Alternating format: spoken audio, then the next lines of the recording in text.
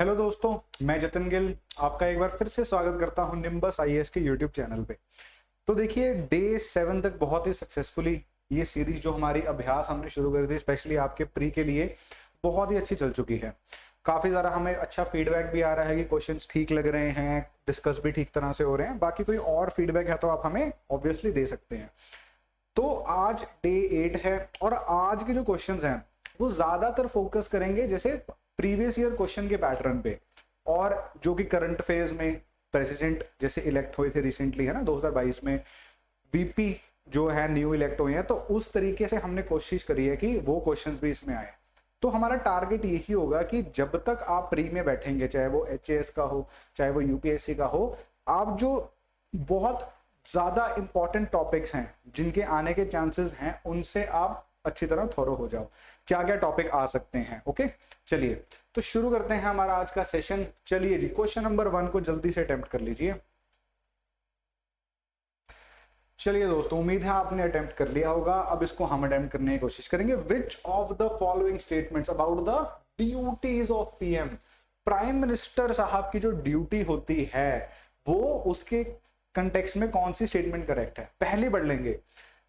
He can choose his cabinet after consulting the president of India. He has full discretion. Full discretion को underline कर लो, ये सबसे important keyword है। In the choice of persons who are to serve as the ministers in his cabinet. He has only limited power। तो only keyword को underline कर लो और याद करो पुरानी वीडियोस मैंने आपको क्या कहा था in context of the keyword of only। He has only limited powers in the choice of his cabinet colleagues because of the discretionary powers vested in the president of India। तो भाई president of India के पास discretionary power है, ये statement कह रही है। फिर PM is free to choose his minister only, फिर से कीवर्ड ओनली को हाईलाइट कर लेंगे, only from among members of either house of the parliament. तो बताइए क्या आंसर हो सकता है इसका। मेरे को जितना समझ आ रहा है, जितना आप मेरे साथ सेशंस में जुड़ चुके हो, मेरे को लग रहा है कि आप सोच रहे होंगे ए और डी में से कोई हो सकता है। ऐसा कोई सोच रहा है? अगर आप ऐसा सोच रहे हैं तो काफी सही सोच रहे हैं, आपने हाफ क्वेश्चन सॉल्व कर लिया है, ओके। तो देखते हैं बी और सी को मैंने क्यों गलत मार्क करा। तो बी और सी को मैंने इस करके गलत मार्क करा क्योंकि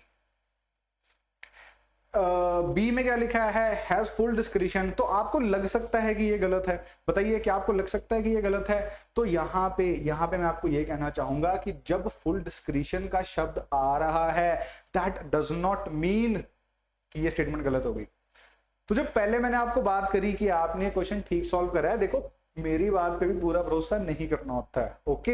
ये एक ब्लफ था। ये आपको क्या करने के लिए था, ये आपको ये बताने के लिए था कि जरूरी नहीं है कि मैंने आफ्टर कंसल्टिंग पे कीवर्ड करा है तो यही स्टेटमेंट ठीक होगी, नहीं, ओके।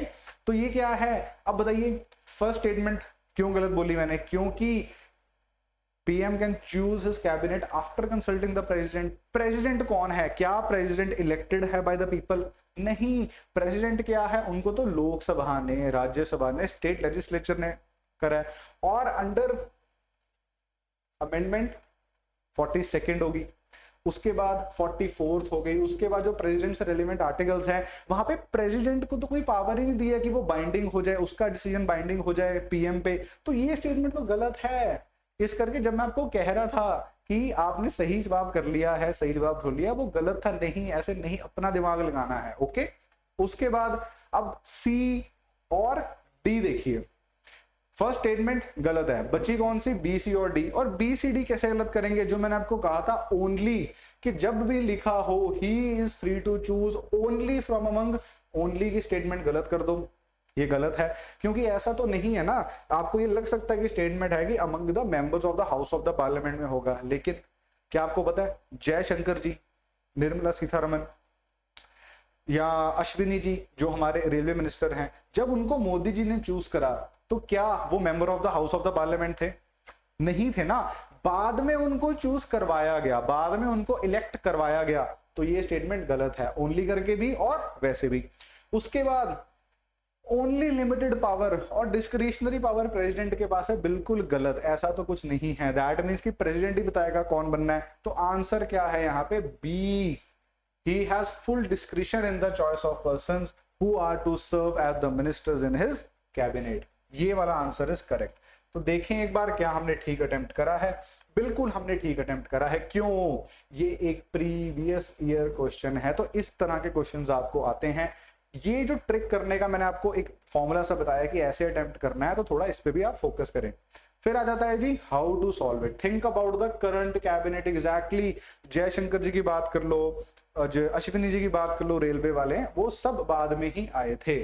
व्हाट टू प्रिपेयर जो पार्लियामेंट का चैप्टर है उसको प्लीज इन डेप्थ में पढ़ो। मैं बार बार आपको पार्लियामेंट वाले क्वेश्चंस दे रहा हूं और आपको बहुत ज्यादा टेक्निकल लग रहे हैं। नेक्स्ट क्वेश्चन देख लेते हैं जी, प्लीज अटेम्प्ट कर लीजिए इसे। Who can make laws on matters not included को टिक कर लो। नॉट इंक्लूडेड की बात आ रही है, not included in the state list और द कंकरेंट लिस्ट। बताइए बची कौन सी लिस्ट, पहले तो यही बता दो। स्टेट लिस्ट और कंकरेंट लिस्ट को अगर हम निकाल दें कौन सी बचती है? यूनियन और भी है कोई? नहीं, एक रेसिडुअरी लिस्ट भी तो होती है जिसमें सब कुछ भी नहीं होता तो उसमें डाल देते हैं। जैसे कि एक क्वेश्चन मैंने आपको पहले करवाया था साइबर लॉज वाला, तो साइबर लॉज जो एक सब्जेक्ट है जो इंडिया में हम साइबर लॉज की बात करते हैं, वो ना कंकरेंट में, ना स्टेट में, ना यूनियन में है, वो रेसिडुअरी में है। और जो रेसिडुअरी में आते हैं उसकी पावर्स किसके पास होती है? यूनियन के पास हो जाती है। ओके, तो ये बात आ गई है। तो ये दोनों बची हैं, यूनियन और रेसिडुअरी बची है। तो अब जब मैंने आपको बता दिया कि यूनियन में तो ऑब्वियसली पार्लियामेंट के पास पावर होगी, रेसिडुअरी में भी यूनियन के पास है, तो इसका तो आंसर दिख ही रहा है हमें, क्या होगा? Parliament alone. मतलब लेजिस्लेचर तो कर ही नहीं सकता ना, क्योंकि वो तो सिर्फ स्टेट लिस्ट में कर सकता है, बोथ पार्लियामेंट एंड लेजिस्लेचर नहीं। अगर वो सिर्फ रेसिडुअरी की होता हम तो भी सोच सकते थे, पर यूनियन लिस्ट की भी तो बात हो रही है, तो ये गलत है। और काउंसिल ऑफ मिनिस्टर्स तो बिल्कुल ही गलत है। जब भी किसी चीज पे लॉ बनना है वो काउंसिल ऑफ मिनिस्टर्स थोड़ी बनाएंगे, वो तो लेजिस्लेचर बनाएगा, वो पार्लियामेंट बनाएगा। तो आंसर क्या होएगा जी इसका? Answer is a. चलिए एक बार आगे चलिए, बिल्कुल ठीक हमने अटेम्प्ट करा है। ये भी प्रीवियस ईयर क्वेश्चन पैटर्न पे बेस्ड है, ऐसे क्वेश्चंस आपको काफी पूछ लिए जाते हैं। अब हाउ टू सॉल्व इट की बात आ रही है। रिवर्स इंजीनियरिंग, रिवर्स इंजीनियरिंग कैसे करेंगे? चलो करके देखते हैं एक बार। जो मैंने आपको मेथड बताया था वो तो था ही, एक और मेथड हो सकता है। अब रिवर्स इंजीनियरिंग यहाँ पे कैसे यूज होगी? देखो यहाँ पे आप ऐसा सोचो कि अगर स्टेट लिस्ट नहीं, कंकरेंट नहीं, तो अगर स्टेट लिस्ट की बात करी है तो स्टेट लेजिस्लेचर तो कट रहा है। ओके, उसके बाद अगर हम बात करेंगे कि both parliament and state legislature कैसे हो सकता है, अगर both parliament and state legislature होता तो वो तो कंकरेंट लिस्ट में होता है ना। तो लेकिन उन्होंने तो बोल दिया कि कंकरेंट लिस्ट तो इंक्लूड ही नहीं करनी, तो ये भी गलत है। और काउंसिल ऑफ मिनिस्टर्स तो गलत होगा ही होगा। तो ऐसे भी ये वाला क्वेश्चन निकल सकता था।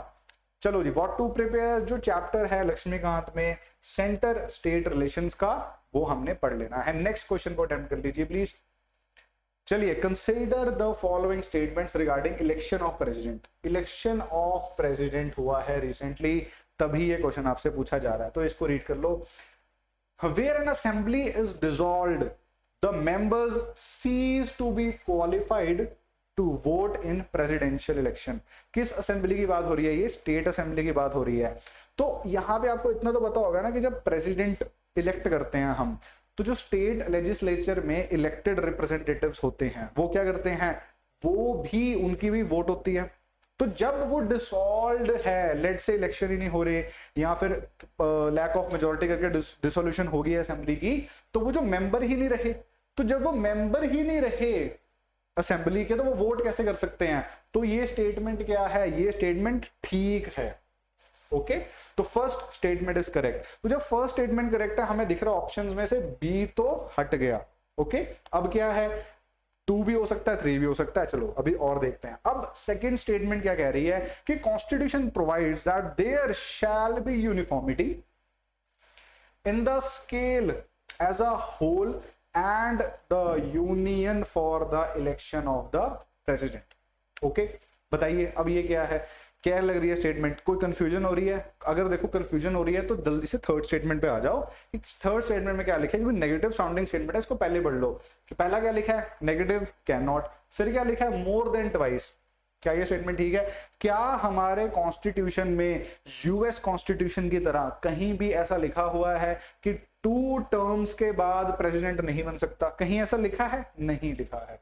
तो ये स्टेटमेंट गलत हो जाती है। तो जब 3 ही निकल गया तो आंसर बचता है 1 एंड 2। क्या आंसर हो रहा है, बिना हमें ये नहीं पता कि सही है या नहीं, फिर भी हमने आंसर निकाल दिया 1 एंड 2। आइए देखते हैं कि क्या हमने सही अटेम्प्ट करा है कि नहीं।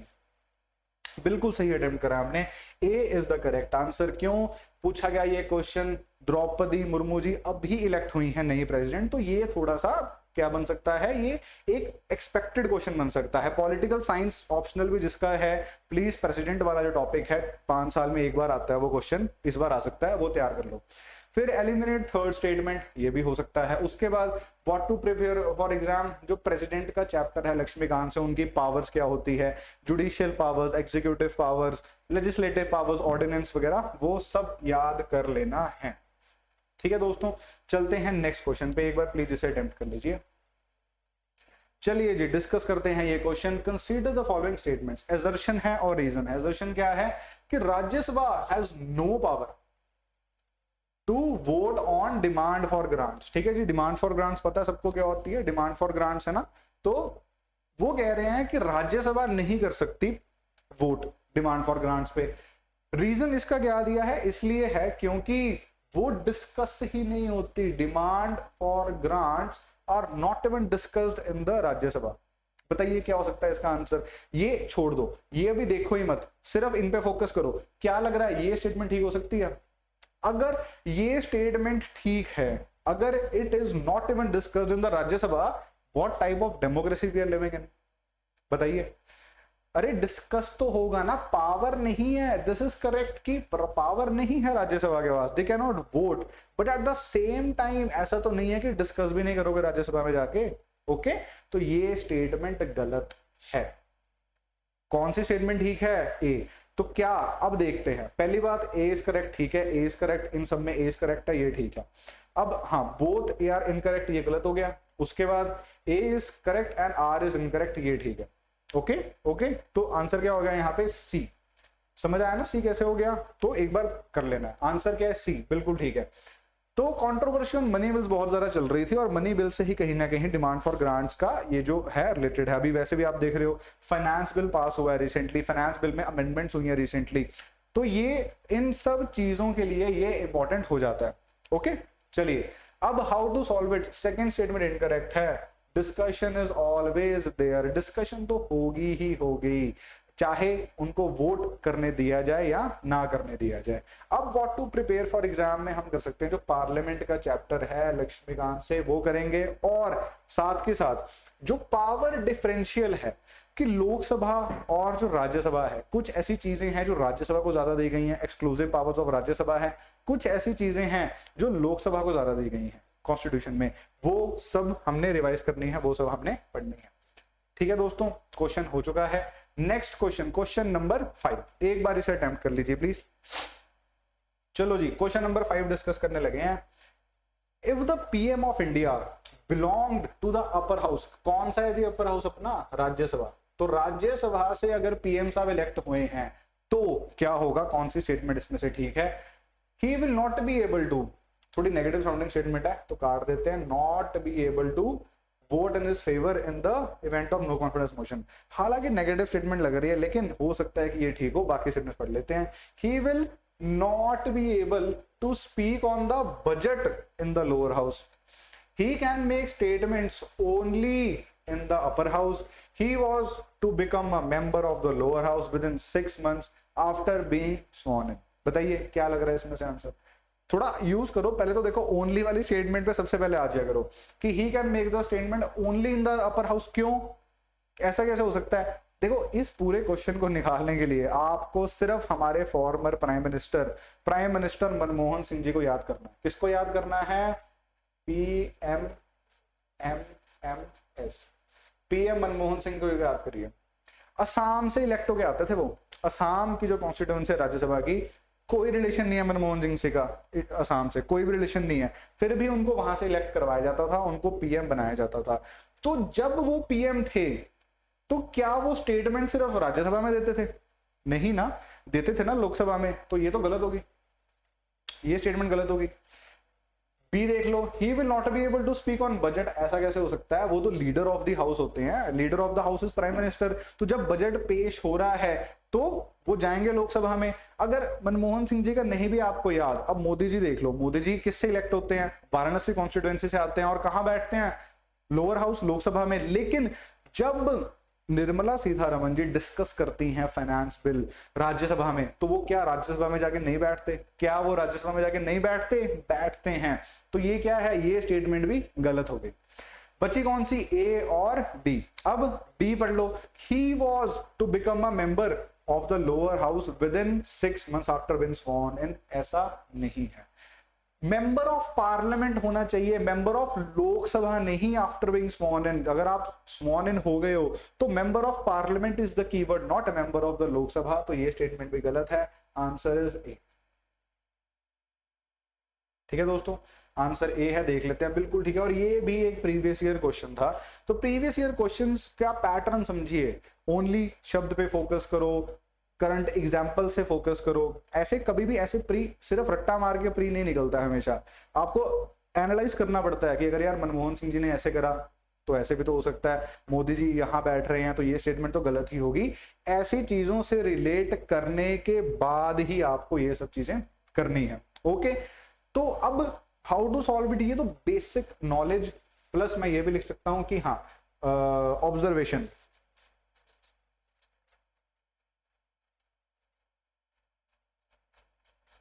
तो अब यहाँ पे ऑब्जर्वेशन स्किल्स भी अपने आजमा सकते हो, क्योंकि यार देखो हर चीज, जैसे मैंने भी रिपीट करता हूं दोबारा कि हर चीज रट्टा मार के नहीं निकलेगी। बहुत से ऐसे क्वेश्चंस थे कि जो न्यूज में आ जाते हैं उनको मोल्ड करके यूपीएससी क्वेश्चन बना देती है। अभी वाइस प्रेसिडेंट इलेक्ट हुए हैं धनखड़ साहब, तो वाइस प्रेसिडेंट पे भी क्वेश्चन आ सकता है। ओके, तो वो चीजें जो हैं आपने देख लेनी है, यही हम आपको बता रहे हैं यहाँ पे कि मोस्ट एक्सपेक्टेड क्वेश्चंस क्या बनते हैं। What to prepare for the exam में क्या देखेंगे, व्हाट टू प्रिपेयर फॉर में फीचर्स ऑफ राज्यसभा। अब फीचर्स में क्या आता है, फीचर्स ऑफ राज्यसभा में आएगा powers of Rajya Sabha. Power,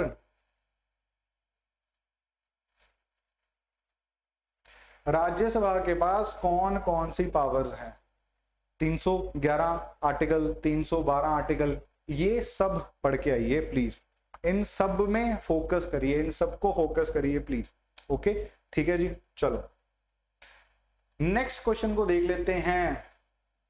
The office of the deputy CM has been created by। चलो ये आपकी ना बड़ी एक कंसेप्चुअल नॉलेज को और बेसिक नॉलेज को टेस्ट करेगा कि हमने सीएम का बताया कि सीएम का ऑफिस हो गया, पीएम का ऑफिस हो गया, ये सब क्या दिया हुआ है, कॉन्स्टिट्यूशन में दिया हुआ है कि there shall be a PM, article 74 75 में दिया हुआ है। There shall be a CM who shall head the council of ministers in the assembly, वो भी दिया हुआ है। लेकिन कहां डिप्यूटी सीएम या फिर डिप्यूटी पीएम, इनका मेंशन कहां पे आता है। अगर यहां पे मैं डिप्यूटी पीएम भी लिख दूंगा ना तो भी आंसर सेम रहेगा। ओके, तो कहां पे मेंशन आता है डिप्यूटीज का, ये हमने इस क्वेश्चन में देखना है। Constitution of India, parliamentary legislation, state specific legislation, या कुछ भी नहीं इनमें से, नन ऑफ द अबव। किस में आता है, तो पहली बात कॉन्स्टिट्यूशन ऑफ इंडिया में आता है। आज तक जो आपने लक्ष्मीकांत पढ़ी या कोई और भी किताब पढ़ी, आपको दिखा कहीं कि डिप्यूटी सीएम का जिक्र आ रहा हो, डिप्यूटी स्पीकर का जिक्र आता है, बिल्कुल आता है। डिप्यूटी स्पीकर का जिक्र आ रहा है, डिप्यूटी चेयरमैन का भी जिक्र आ जाता है जो अपने राज्यसभा वाले होते हैं, लेकिन डिप्यूटी सीएम का जिक्र तो कहीं भी नहीं आ रहा। तो this statement is wrong, this statement is wrong. Okay, ये स्टेटमेंट गलत हो जाती है। उसके बाद अब आ जाता है जी parliamentary legislation.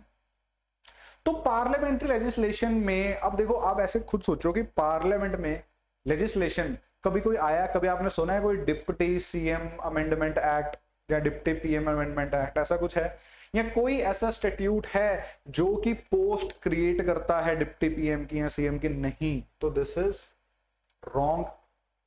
State specific legislations, नहीं, ऐसा नहीं है। स्टेट स्पेसिफिक में अब देखो, जैसे ये क्या होता है, ये एक पॉलिटिकल समीकरण है। पॉलिटिक्स के लिए ये पोस्ट बनाई गई थी कि यार हमने अकोमोडेट करने हैं। जैसे दो पार्टीज में गठबंधन हुआ, एक पार्टी जिसके पास ज्यादा वोट्स हैं, जिसने बढ़िया बार्गेनिंग कर ली, उसका कैंडिडेट सीएम बन गया, लेकिन एक ऑप्टिक्स के लिए हमें क्या करना पड़ता है, डिप्यूटी सीएम भी तो किसको देना पड़ेगा, दूसरी छोटी पार्टी को, तो वो उसको दे देते हैं। इसमें लेजिस्लेशन का कोई रोल नहीं है, so answer is none of the above. कुछ नहीं है, ये वैसे ही बस क्रिएट कर दी गई है पोस्ट। ओके चलो आंसर डी है, बिल्कुल सही बात है। तो महाराष्ट्र में अभी आप देखेंगे कि उद्धव ठाकरे की जो सरकार थी उसको गिरा के कैसे बीजेपी और जो सो कॉल्ड न्यू शिवसेना है उन्होंने सरकार बनाई, और जो न्यू सीएम कौन बने, डिप्यूटी सीएम कौन बने, तो ये काफी न्यूज में था। तो इससे रिलेट करके हम ये क्वेश्चन भी कर सकते हैं। अब हाउ टू सॉल्व इट में क्या आ जाता है कि आपकी बेसिक नॉलेज लगेगी कि थोड़ा ना ऑब्जर्व करा करो की टर्म्स, जैसे डिप्यूटी पीएम है, डिप्यूटी सीएम है, हम इनके बारे में पढ़ते ही नहीं है, कहाँ पे आते हैं, कौन करता है, इन्हें कौन बुलाता है, ये सब बातें तो इनकी कोई बात नहीं होती। तो यहाँ पे हम ये बात करें, ठीक है ji. What to prepare day to day term, जैसे कि मैंने कहा डे टू डे टर्म, जैसे कि डिप्यूटी पीएम है, डिप्यूटी सीएम है, कहाँ से आए ये, कौन पावर करता है इन्हें, कौन एम्पावर करता है, कोई लेजिस्लेशन है, कॉन्स्टिट्यूशन है, वो ऑब्जर्व करिए, वो देखिए। ओके चलिए जी नेक्स्ट क्वेश्चन आ गया है, प्लीज अटेम्प्ट कर लीजिए इसे। चलो जी, कंसिडर द फॉलोइंग स्टेटमेंट्स, और फॉलोइंग स्टेटमेंट्स क्या है, the speaker is elected by the Lok Sabha from among its members, ठीक है। डेट ऑफ इलेक्शन जो है स्पीकर की वो फिक्स कौन करता है, leader of the house, leader of the house. अब whenever the Lok Sabha is dissolved, the speaker does not vacate his office and continues till the newly elected Lok Sabha meets. Okay? क्या लग रहा है इसमें, क्या हो सकता है, देखिए बताइए क्या हो सकता है इसमें। पहली बात तो हमें ये देखना है कि यहाँ पे जो ऑप्शंस एक बार देखो कि ऑप्शंस में 3 हर एक में है, तो कोशिश कर सकते हैं एलिमिनेशन करने की, क्या पता 3 गलत हो। तो एक बार 3 को देखो, 3 थर्ड स्टेटमेंट क्या कह रही है कि जब भी लोकसभा डिसॉल्व होती है speaker does not vacate his office, ये तो बिल्कुल ठीक स्टेटमेंट है, तो ये तो स्टेटमेंट ठीक है, इसमें एलिमिनेशन नहीं लग सकती, तो ये हम काट देंगे। तो 3 ओनली, 1 2। अब 1 देखते हैं, 1 में कह रहा है कि speaker is elected by the Lok Sabha from among it's, बस बिल्कुल ठीक बात है। अब स्पीकर जो लोकसभा है उनके मेंबर से होगा, राज्यसभा से थोड़ी उठा के हम डाल देंगे, तो ये भी ठीक है। अब 1 और 3 ठीक हो गया, तो क्या है ये गलत हो गया। अब 2 हमने देखनी है, अभी 2 ठीक है कि नहीं। 2 में कह रहा है कि डेट ऑफ जो इलेक्शन है वो leader of the house predict करता है। अब देखो लीडर ऑफ द हाउस कौन होता है, लीडर ऑफ द हाउस कौन होता है, normally leader of the house is PM, जो भी पीएम बनता है। लेकिन क्या जो पीएम बनता है क्या वो उसके बाद स्पीकर इलेक्ट करता है या पहले कर देता है। और इतनी बड़ी पावर, अब पीएम कौन है, पीएम वो है जिसके पास मेजॉरिटी है। लेट से पीएम के पास मेजॉरिटी नहीं है, ओके, तो वो क्या स्पीकर का इलेक्शन नहीं करवाएगा। तो इसी लॉजिक से लीडर ऑफ द हाउस नहीं करता, ये स्टेटमेंट गलत है। कौन करता है इसकी जगह, इसकी जगह प्रेसिडेंट, क्योंकि स्पीकर जो है ये एक कॉन्स्टिट्यूशनल पोस्ट है। तो ये कॉन्स्टिट्यूशनल जो इतनी बड़ी हायरार्की में पोस्ट है, ये लीडर ऑफ द हाउस नहीं इसका इलेक्शन तय कर सकता। कौन कर सकता है, प्रेसिडेंट ऑफ इंडिया। तो सेकंड इज रॉन्ग और आंसर हमारा क्या हो गया है, 2 और 3। ठीक है दोस्तों, एक बार देखते हैं, सी बिल्कुल ठीक है। Debates regarding appointment of speaker पे बड़ी डिबेट आई थी ओम बिरला साहब पे कि ये तो डिप्यूटी स्पीकर हो गया, उनको भी ऑपोजिशन से नहीं आने दे रहे हैं, अपने ही स्पीकर लगा रहे हैं। ये काफी डिबेट चल रही थी, तो इस करके क्वेश्चन पूछा गया। हाउ टू सॉल्व इट मैंने आपको बता ही दिया, सॉल्व करके दिखा दिया, वही चीज यहाँ लिखी है। What to prepare for exam, important provisions regarding speaker of the Lok Sabha. अब इनकी भी पावर्स होती हैं कुछ। अब रिसेंटली आपने देखा होगा राहुल गांधी साहब हैं, उनको क्या कर दिया गया, डिस्क्वालीफाई कर दिया गया। कौन कर सकता है डिस्क्वालीफाई, कौन, प्रेसिडेंट करेगा, नहीं, स्पीकर डिस्क्वालीफाई कर सकता है। तो ये भी इनकी वन ऑफ द पावर्स है। पार्लियामेंट्री प्रिविलेजेस की हम बात करते हैं, वो जो पार्लियामेंट्री प्रिविलेजेस हैं उनको कौन करता है लागू, कौन करता है इंप्लीमेंट, कौन करता है, ये करता है इंप्लीमेंट। तो स्पीकर यहाँ पे इंपॉर्टेंट है। बहुत सारे एस्पेक्ट हैं स्पीकर्स के जो कि मैं कोशिश करूंगा कि नेक्स्ट क्वेश्चंस में भी सॉल्व करूं, बट फिलहाल ठीक है। चलो क्वेश्चन नंबर 8 पे हम आ गए हैं। क्वेश्चन नंबर 8 देख लीजिए ji. The provisions of PESA act 1996 is not applicable to which of the states in India. क्या बोला गया है ji, not applicable to which of the states in India. तो पहली बात तो पता होना चाहिए पीसा एक्ट है क्या, parliament extension to the scheduled areas act नाम है इसका। शेड्यूल्ड एरियाज जो हैं किस शेड्यूल में दिए गए हैं, किस शेड्यूल की बात कर रहा है ये, फिफ्थ शेड्यूल में जो एरियाज दिए गए हैं वहां पे 73rd अमेंडमेंट जो थी हमारी पंचायती राज इंस्टीट्यूशंस की वो लागू नहीं होती है। तो वहां पे इंप्लीमेंटेशन करने के लिए पीआरआई, वहां पे डेमोक्रेटिक डिसेंट्रलाइजेशन लेके आने के लिए हमने पीसा एक्ट हम लेके आए थे। और ये जो पीसा एक्ट है ये क्या करेगी, सेम जो प्रोविजंस ऑफ 73rd अमेंडमेंट है इन फिफ्थ शेड्यूल एरियाज में डालेगी with some special provisions for these areas. तो अब ये कौन कौन से एरियाज है, बहुत थोड़े एरियाज हैं, इनका आपने रट्टा मारना ही मारना है। लक्ष्मीकांत में सब गिवन है, ऑनलाइन सर्च करोगे मिल जाएगा। कौन सी इसमें से नहीं है, देखो एक निकालने का तरीका है फैक्चुअल नॉलेज, दूसरा निकालने का तरीका है कि लद्दाख करंट अफेयर्स में आप देखेंगे लद्दाख जो है वहां पे 3 इडियट्स देखी होगी सबने। 3 इडियट्स में जो फुंगसुक वांगडू का जिसने रोल करा है वो पर्सन ओरिजिनल है, और जो वो ओरिजिनल पर्सन है वहां पे he is a very respected member of the Ladakh community. वो आजकल क्या कर रहे हैं, वो आजकल प्रोटेस्ट पे बैठे हुए हैं। क्यों? ही इज प्रोटेस्टिंग कि लद्दाख को 6th शेड्यूल में डाला जाए, लद्दाख को 6th शेड्यूल में डाला जाए, जहां पे फॉलोइंग अदर स्टेट्स जो हैं वहां पे हैं, असम, त्रिपुरा, है ना, बाकी स्टेट्स हैं, ट्राइबल एरियाज की गवर्नेंस के लिए होता है, थोड़ी ऑटोनॉमी मिलती है। तो उसी के लिए ही ये क्वेश्चन भी बनाया गया था कि भाई पीसा एक्ट क्या वहां पे लागू होती है या नहीं होती है, मिलता जुलता क्वेश्चन है, ऐसा क्वेश्चन कुछ बन सकता है। तो लद्दाख में वो नहीं होती, ओके। और क्योंकि लद्दाख अभी अभी क्या बना है, एक यूनियन टेरिटरी बना है, तो लद्दाख एक इटसेल्फ में अलग एक सेपरेट एंटिटी नहीं था, जम्मू एंड कश्मीर के अंडर ही आता था, ठीक है। तो वो 2 चीजों से ये क्वेश्चन निकल सकता है। पहला, लद्दाख 6th शेड्यूल मांग रहा है, दूसरा फैक्चुअल नॉलेज, ठीक है। इन दोनों से आप ये क्वेश्चन को निकाल सकते हो। यस, क्वेश्चन आंसर सी है, बिल्कुल ठीक है। Demand of inclusion in 6th schedule है, तभी हमने क्वेश्चन पूछा आपसे। फिर हाउ टू सॉल्व इट में need to remember the states under the 5th schedule, please इसको रिमेंबर कर लीजिए। ऐसे क्वेश्चन में यूपीएससी के बड़े पास टाइम क्वेश्चंस होते हैं, और अगर आप ये गलत कर दोगे ना, जस्ट बिकॉज कि आपने मियरली एक रट्टा नहीं मारा, आप बहुत पछताएंगे कि यहाँ पे आपके, क्योंकि आप अटेम्प्ट जरूर करके आओगे। तो जब आप अटेम्प्ट करके आओगे ना, तो आपके 2 नंबर नहीं मिस हुए, आपके यहाँ पे 2.6 नंबर्स का लॉस हुआ है, क्योंकि आपने नेगेटिव मार्किंग भी करी है। तो इस करके ऐसे क्वेश्चंस जो होते हैं इनको क्या करना होता है, हमेशा ही बना के आना है और सही बना के आना है।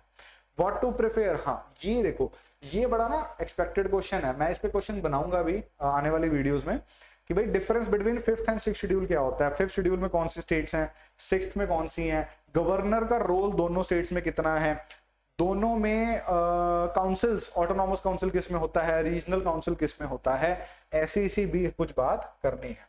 ओके, चलिए क्वेश्चन नंबर 9 पे आ जाते हैं। For filing PIL the supreme court invokes which of the jurisdiction under them, कौन सी जुरिस्डिक्शन होती है।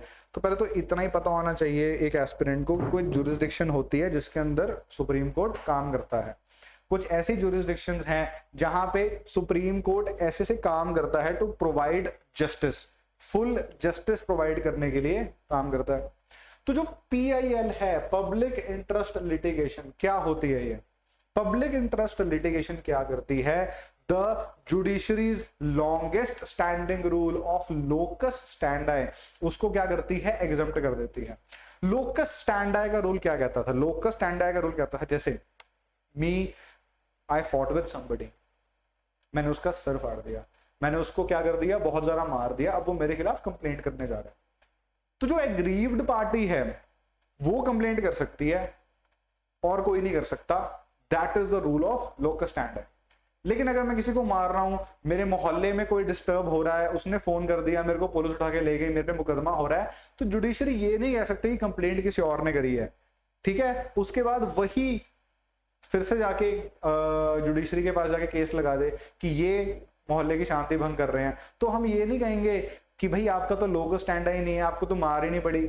ओके, तो ये क्या है, ये PIL होती है। इन्वायरमेंट के लिए डाल सकते हो। अब पंजाब में सैंड माइनिंग हो रही है, लेकिन मैं यहाँ पे लेट्स से अनंतपुर साहब में जो जिला है वहां बहुत ज्यादा सैंड माइनिंग होती है, रोपड़ में, लेकिन मैं मोहाली में डाल के, मोहाली में बैठा हुआ इस चीज पे रोक लगाने की एप्लीकेशन डालता हूँ, तो क्या ये सही है? क्या कोर्ट मेरे को बोल सकता है कि आपको उससे क्या थ्रेट है? नहीं, यही तो पब्लिक इंटरेस्ट में डाल रहा हूं ना।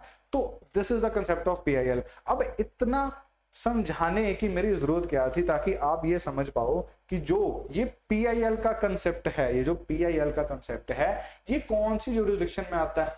अब आपको सुप्रीम कोर्ट की ज्यूरिसडिक्शन भी पता होनी चाहिए। एडवाइजरी ज्यूरिसडिक्शन, चलिए बताइए, रिवीजन करते हैं, कौन से आर्टिकल के अंडर आती है? इसको ऐसे याद रखो, एडवाइस कौन देते हैं हमेशा? एडवाइस हमेशा वो देते हैं जो हमारे गर्लफ्रेंड्स होती है, हमारे बॉयफ्रेंड, सबसे ज्यादा हमें एडवाइस वो देते हैं, उन्हें हम क्या कहते हैं? I love you. तो 143, ओके, 143 से एडवाइजरी ज्यूरिसडिक्शन याद रखनी है हमेशा, ओके। तो 143 में क्या है? एडवाइजरी ज्यूरिसडिक्शन है। तो जो एडवाइजरी ज्यूरिसडिक्शन है उसमें किसको एडवाइस दे सकते हैं? क्या मैं बोलूंगा जाके सीजीआई साहब को कि यार सर ऐसी बात है कि मेरा अभी मैं बच्चों को पढ़ा नहीं पा रहा हूं, मेरे को एडवाइस दो? नहीं, ऐसा नहीं है। कौन एडवाइस ले सकता है अंडर दिस ज्यूरिसडिक्शन? प्रेसिडेंट। और कौन प्रेसिडेंट? आपकी रेजिडेंस वेलफेयर एसोसिएशन का प्रेसिडेंट नहीं, ऑब्वियसली प्रेसिडेंट ऑफ इंडिया।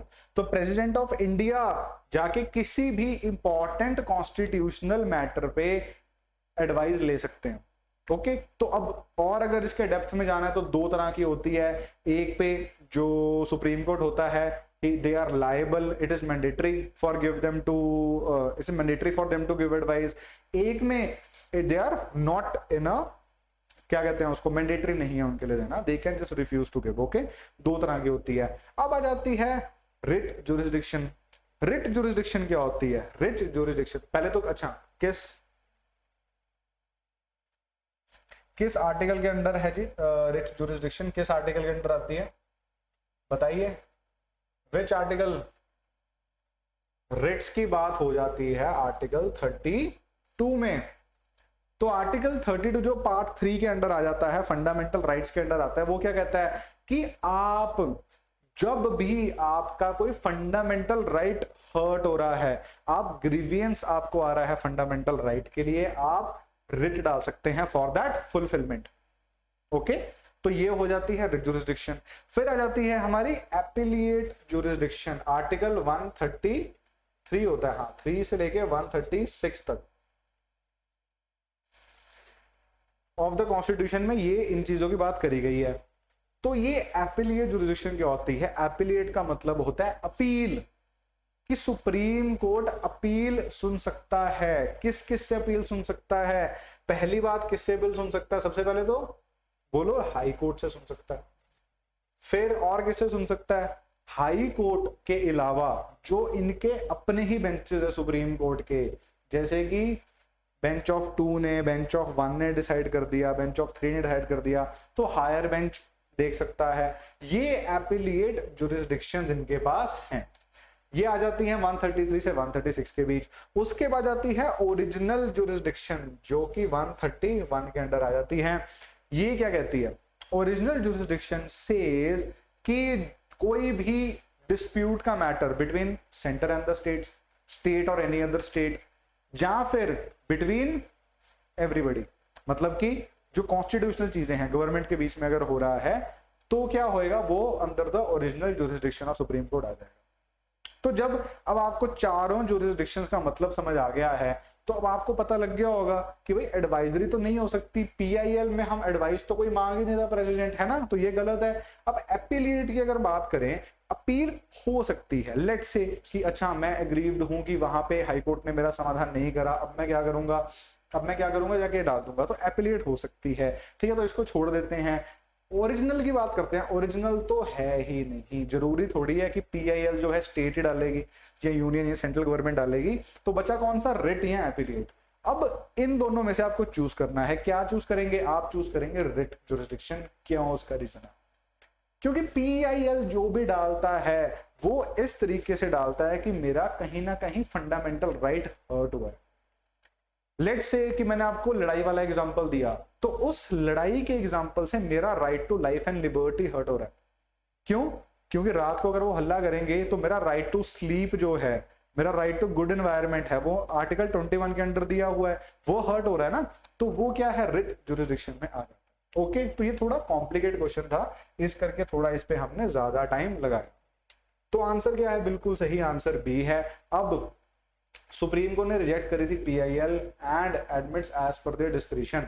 ये बहुत बड़ा एक ना सुप्रीम कोर्ट का जिसको हम कहते हैं कि एक बहुत बड़ा ना क्रिटिसिज्म है कि आप अपने डिस्क्रिशन से कोई भी PIL एडमिट कर लेते हो, कोई भी PIL नहीं एडमिट करते हो, डिस्क्रिशन है। तो यही जो डिस्क्रिशन है ना, इसी करके एक क्वेश्चन डाला गया है। ओके, तो चलो how to solve it, try to remember article 32। तो आर्टिकल 32 ही अगर आपको सिर्फ रिमेंबर होता तो भी आप निकाल सकते ये क्वेश्चन।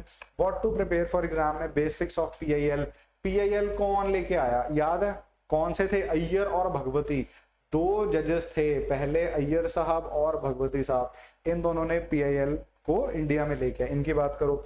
फिर जुरिस्डिक्शंस ऑफ सुप्रीम कोर्ट जो और कोई बची कुची हैं या ये सब जो जुरिस्डिक्शंस हैं, आर्टिकल 131, 143, 133 टू 136, इन सब की बात यहाँ पे करनी है और इन सबको पढ़ना है। चलिए ji, last question of the day, a resolution for removing the vice president of India can be moved in the, मैंने बोला था आपको कि जैसे वाइस प्रेसिडेंट भी हमारे अभी रिसेंटली इलेक्ट हुए हैं तो उनके ऊपर भी क्वेश्चन बन सकता है। तो कैसे बनेगा कि भाई रेजोल्यूशन अगर हमने रिमूव करना है वाइस प्रेसिडेंट को, तो इनमें से जो रेजोल्यूशन रिमूव करने का है वो कहां पे रेजोल्यूशन आएगा। पहली बात, Lok Sabha alone, either house of the parliament, joint sitting of the parliament, Rajya Sabha alone. तो अब आपको इस क्वेश्चन निकालने के लिए एक बेसिक नॉलेज का पता होना बहुत जरूरी है कि जो वाइस प्रेसिडेंट साहब हैं वो राज्यसभा के क्या होते हैं, चेयरमैन। राज्यसभा के चेयरमैन कौन होते हैं जी, राज्यसभा के चेयरमैन होते हैं वाइस प्रेसिडेंट साहब। तो जब वो राज्यसभा के चेयरमैन होते हैं, इनको मेंबर ऑफ द हाउस में नहीं गिना जाता। Okay, member of the house में नहीं गिना जाता। तो जब ये मेंबर ऑफ द हाउस नहीं है, राज्यसभा के भी नहीं है, लोकसभा के भी नहीं है, तो लोकसभा का क्या काम, लोकसभा अलोन राज्यसभा के चेयरमैन को क्यों करेगी, रेजोल्यूशन क्यों पास करेगी, उनके पास तो कोई पावर ही नहीं है। अब either house of the parliament में देख ले, अगर लोकसभा अलोन नहीं कर सकती तो राज्यसभा कर सकती है, ठीक है, लेकिन either house of the parliament क्या लोकसभा कर सकती है, क्या उसको राज्यसभा के साथ मिलकर भी कर सकती है, नहीं, क्योंकि वो चेयरमैन ऑफ द राज्यसभा हैं, उनकी जो जुरिस्डिक्शन है या उनकी जो एक टेरिटरी है वो लोकसभा पे लागू ही नहीं होती। तो ईदर हाउस वाली स्टेटमेंट भी हमारी गलत हो गई। अब बात करेंगे भी joint sitting of the parliament. अब जॉइंट सिटिंग क्यों बुलाते हैं, जॉइंट सिटिंग तो हम तो बुलाते हैं जब हमारा कोई बिल स्टक हो गया, कोई अमेंडमेंट लोकसभा ने प्रपोज करी और वो जाके राज्यसभा में अटक गई, तो जाके जॉइंट सिटिंग बुलाते हैं। जॉइंट सिटिंग का रेजोल्यूशन फॉर रिमूविंग VP से क्या मतलब है, कोई मतलब नहीं है। तो बचता गया है Rajya Sabha alone. This is the answer, this is the answer, Rajya Sabha alone. सिर्फ और सिर्फ राज्यसभा ही अपने चेयरमैन के रिमूवल के लिए क्या कर सकती है, रेजोल्यूशन पास कर सकती है, कोई और नहीं कर सकता है। सॉल्यूशन डी है। और ये एक प्रीवियस ईयर क्वेश्चन था, तो देखिए प्रीवियस ईयर क्वेश्चंस आपको इस टाइप के आ रहे हैं, तो प्लीज आप थोड़ा समझिए यूपीएससी किस पैटर्न पे पूछ रहा है, यूपीएससी कैसे पूछना चाहता है और वो किस किस तरह पूछ सकता है। यही हमारी एक्सरसाइज है अभ्यास में। ओके, कैसे सॉल्व करना है, need to understand that VP is the chairman of Rajya Sabha and have no relation with Lok Sabha. कभी देखा है जाते हुए वीपी को कि लोकसभा में जा रहा है, बातचीत कर रहा है, कुछ भी नहीं करता, तो फिर इस करके कोई रिलेशन ही नहीं है। What to prepare vice president जो है और उनकी पावर्स, उनकी अपॉइंटमेंट और उनकी रिमूवल, हर चीज आपने यहां पढ़नी। Okay, everything you have to be thorough with. तो यहीं पे अब हमारा डे जो 8 है वो हम खत्म करते हैं। उम्मीद करता हूं कि आपको सेशन काफी पसंद आया होगा, अच्छा लगा होगा। अपने कमेंट्स में साथ साथ जो आंसर अटेम्प्ट करते हो वो भी बता दिया करो, और साथ साथ ये भी बता दिया करो कि हमारी क्लास कैसी लगी। कोई और क्वेश्चन जो आपको लगता है कि हम टॉपिक कवर करवाएं आपको, अब वो भी बताइए। कोई भी किसी भी तरह का फीडबैक है, please you are free to share with us. Thank you for listening to me. I am Jiten Gill from Nimbus IAS। Bye bye.